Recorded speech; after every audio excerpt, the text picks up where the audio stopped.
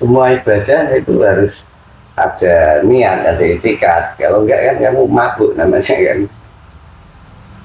Harus ada niat, ya Allah kita niatkan pahalanya untuk itu saya. Misalnya. Bisa berbagai cara, misalkan pahala yang kamu kirimkan, mau baca Quran misalnya,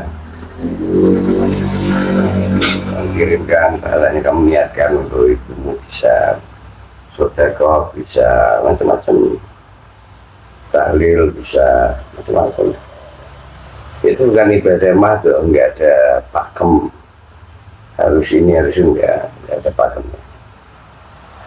Cara orang berdoa bisa beda-beda macam-macam, tapi enggak ada pakem untuk itu. Ya, sebenarnya fungsinya enggak di situ. Fungsinya itu doa sebenarnya. Kita enggak harus baca Yasin atau enggak harus baca surat tertentu, enggak harus. Misal kamu tadarus satu Al-Quran kan, mulai setiap hari apa, misalkan malam Jumat ya kan, kamu niatkan, ya Allah saya niatkan pahala bacaan untuk ibuku misalnya, seperti itu. Kamu baca dapat berapa ya, semampunya kan, ya. So Jumat lagi baca, bagi amalan rutin misalnya.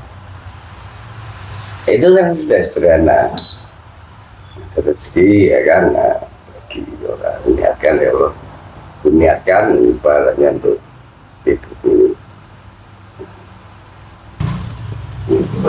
Jadi yang dinilai dari Allah itu apanya? Yang dinilai itu ketulusanmu. Saya lah, Gusti Allah itu mandangnya itu. Ini anaknya tulus untuk akan orang tuanya, pasti diampuni. Jadi jangan memandangnya Allah itu berbeda sama memandangnya manusia. Allah itu mandang hatinya, kalau manusia mandang luarnya, yang luarnya. Kalau Allah memandang hatinya, niatmu, ketulusanmu itu, kesungguhanmu.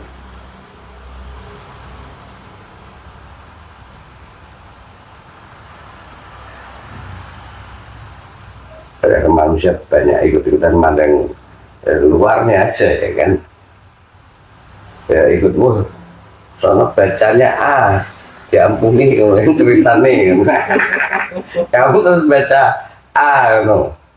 denger info soalnya baca B terus diampuni, kamu pindah ganti. Nah, ini orang yang nggak ngerti ilmunya, perubahan ambing jadinya. Padahal enggak seperti itu. Apa yang kamu mampu bisa ya kan lakukan, itu kamu niatkan pahalanya, itu yang dipandang sama tulusmu.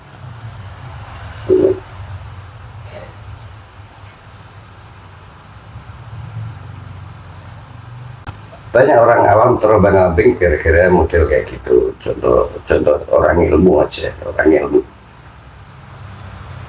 Oke, sono ampuh bacaannya ini pindah rono, amalannya yang dibaca ini dengan suara bisa lagi pindah rono, terus bacaannya ini ganti amalan, terus dengar rono lagi bisa lagi pindah rono mulai. Jadi kulit aja yang diambil orang ampas sih, bukan esensinya. Kalau orang ngerti esensinya, sebenarnya dipandang Allah apa sih? Yang dipandang itu hatimu, tulusmu,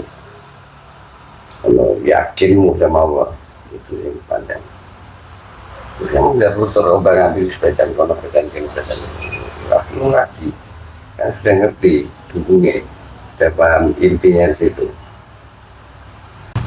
Jadi dalam berbuat yang dipandang sama Allah, hatinya manusia, isi hatinya dalam berbuat itu begitu tulus, ikhlas orang.